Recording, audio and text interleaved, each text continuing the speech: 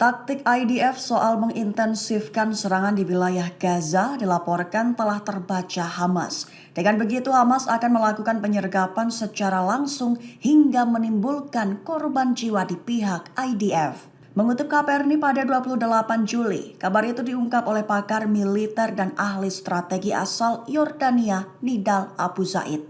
Zaid menjelaskan pada 27 Juli bahwa peningkatan intensitas pertempuran IDF itu bertepatan dengan persiapan delegasi atau mediator untuk melakukan perundingan dengan pergi ke Roma untuk menyelesaikan putaran perundingan baru. Namun di satu sisi Zaid juga menyatakan bahwa Hamas sendiri sebenarnya sudah menyadari taktik IDF tersebut. Dijelaskan oleh Zaid bahwa jika IDF secara licik mengintensifkan serangan dengan membunuh warga sipil Palestina, maka Hamas juga akan menggunakan momen IDF tersebut dengan juga meningkatkan penyergapan secara langsung. Zaid mengklaim dengan Hamas memanfaatkan taktik IDF sudah bisa menimbulkan kerugian personil 13 orang dalam 24 jam terakhir. Perwira militer IDF mengakui jika Hamas jago dalam hal bersembunyi dan melakukan serangan dadakan.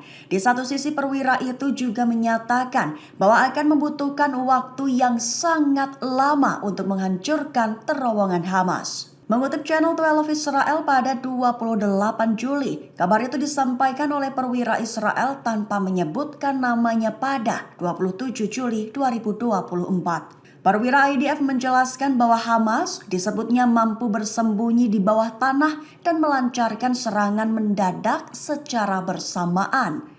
Selain itu Hamas diakuinya juga mampu melakukan pertahanan terorganisir dari bawah tanah berkat terowongan. Dan juga Hamas disebut tahu cara mengangkut pejuang dan sarana logistik ke wilayah manapun di jalur Gaza dari bawah tanah terowongan tersebut. Perwira militer itu juga mengatakan bahwa terowongan Hamas diibaratkan seperti jaring laba-laba, sehingga pihaknya mengakui terkejut dengan engineering Hamas seperti elevator, pemahaman tanah, dan bagaimana terowongan-terowongan itu saling berhubungan. Sehingga perwira IDF juga menambahkan pihaknya masih akan sibuk menghancurkan semua terowongan di Gaza dan akan memakan waktu bertahun-tahun. Pasukan IDF dilaporkan telah terbunuh dan terluka akibat bentrokan jarak dekat dengan Brigade Al-Qassam. Dikabarkan penyergapan jarak dekat Al-Qassam itu dilakukan dengan melontarkan berondongan peluru senapan mesin ke arah IDF. Mengutip KPRNI pada 28 Juli, kabar itu disampaikan Brigade Al-Qassam dalam pernyataan resmi di Telegram pribadinya pada 27 Juli 2024. Dijelaskan dalam pernyataan Al-Qassam bahwa para petempur Qassam bentrok dengan IDF dengan senapan mesin. Akibatnya membunuh dan melukai pihak IDF dan lokasinya di dekat Masjid Al-Bara di lingkungan Tal Al-Hawa, selatan kota Gaza. Sehingga pasukan Israel dilaporkan mau tidak mau harus mundur dan meninggalkan lokasi pertempuran tersebut. Perlu diketahui saja sebelum penyergapan di lokasi Tal Al-Hawa, Qassam juga sudah melakukan penyergapan di kamp Yabna dan Soboura di kota Rafah, Gaza Selatan. Bahkan videonya juga dirilis dan diberi judul oleh Al-Qassam sebagai penyergapan maut bagian 2. Ribuan massa di dalam negeri Yordania meminta negaranya Yordania untuk meningkatkan serangan. Bahkan para massa demo juga menyerukan agar Yordania melakukan perang langsung melawan pasukan Israel. Mengutip ia pada 28 Juli, lokasi demo terjadi di depan Masjid Husaini di pusat kota Aman pada Jumat 26 Juli 2024. Mereka menyebut bahwa genosida Israel dilakukan dengan keterlibatan langsung Amerika, serta dilakukan Israel di tengah rasa puas diri negara-negara Arab yang terang-terangan. Bisa diartikan bahwa ribuan massa Yordania tersebut mengutuk keras genosida yang dilakukan Israel di jalur Gaza. Selain itu mereka juga dilaporkan mengkritik ketidakmampuan negara-negara Arab dan Islam terkhusus soal menghentikan perang di Gaza atau bahkan menghentikan pengepungan yang dilakukan Israel di jalur Gaza dan tepi barat.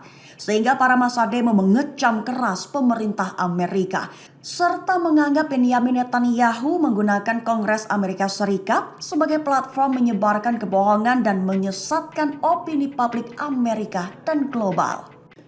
Hamas menuduh Amerika Serikat jadi kaki tangan utama pemerintahan Benyamin Netanyahu. Selain itu, Hamas juga mengutuk Amerika Serikat lantaran masih menjadi penyedia senjata bodoh ke Israel. Mengutip Al-Mayadin pada 28 Juli, kabar itu tertulis dalam pernyataan pers Hamas yang rilis pada Sabtu 27 Juli 2024. Hamas mengutuk penyediaan senjata oleh Amerika Serikat kepada Israel yang menggunakannya untuk melakukan genosida di Gaza.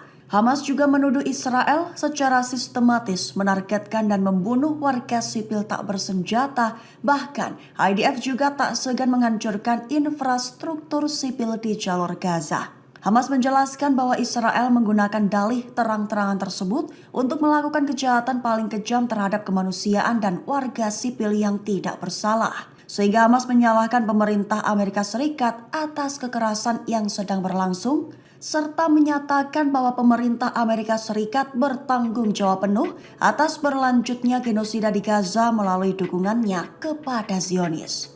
Musuh Israel bertambah lagi. Maroko peringatkan Israel dengan memberikan penentangan dan kecaman keras. Satu aksi yang dilakukan Maroko adalah mengangkat dan mengibarkan bendera Palestina. Mengutip New Arab pada 28 Juli, aksi itu dilakukan Maroko dengan turun ke jalan pada Jumat 26 Juli 2024.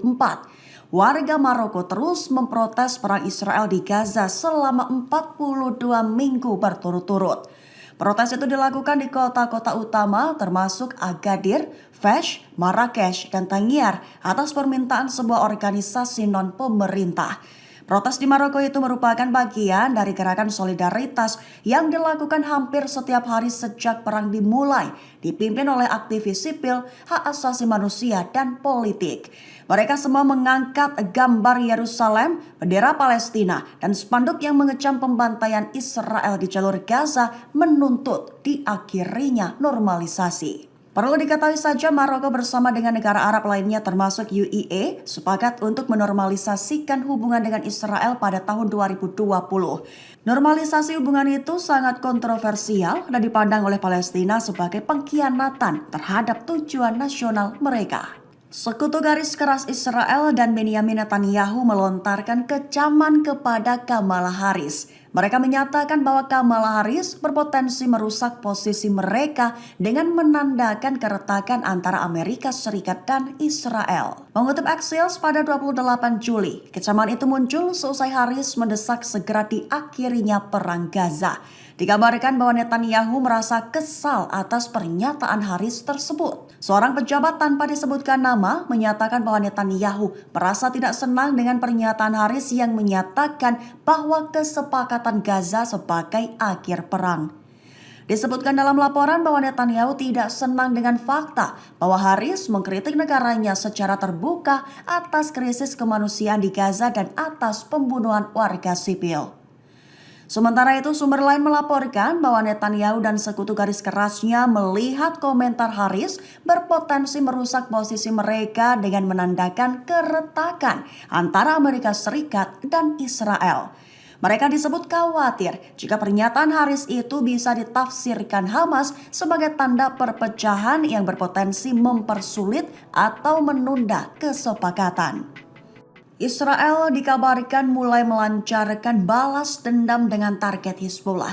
Terbaru, benteng Hizbullah di Lebanon Utara dan kota pesisir Tire diserang bom-bom Israel. Mengutip Al Jazeera pada 28 Juli, serangan balasan Israel ke Hizbullah itu baru dilakukan pada Minggu 28 Juli 2024 pagi waktu setempat. Pertama, bom Israel dikabarkan menghantam sebuah ladang di antara kota Shmistar dan Taraya di lembaga Beka yang menjadi benteng Hizbullah di Lebanon Timur.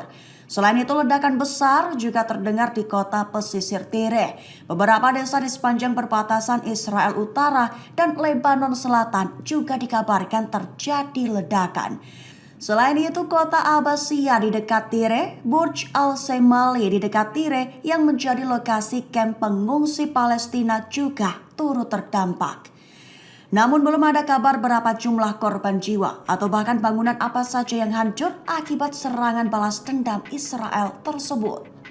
Iran peringatkan Israel soal konsekuensi tak terduga yang menghantui pasukan IDF. Muncul pertanyaan, apakah Iran adalah sosok yang akan memberikan konsekuensi tersebut? Mengutip Arab News pada 28 Juli, kabar itu disampaikan oleh juru bicara Kementerian Luar Negeri Nasser Kanani pada Minggu 28 Juli 2024.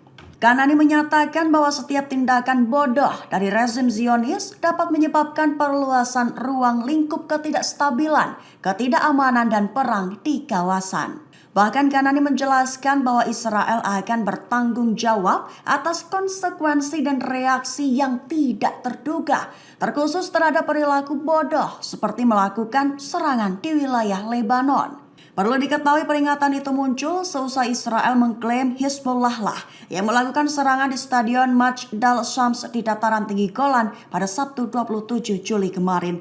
Ditambah serangan Israel terbaru dengan target kota pesisir Tire dan benteng Hizbullah di Lebanon Timur.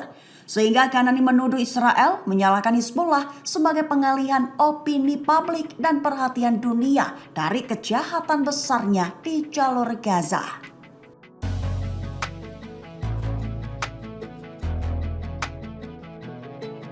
Download Tribun X sekarang, menghadirkan lokal menjadi Indonesia.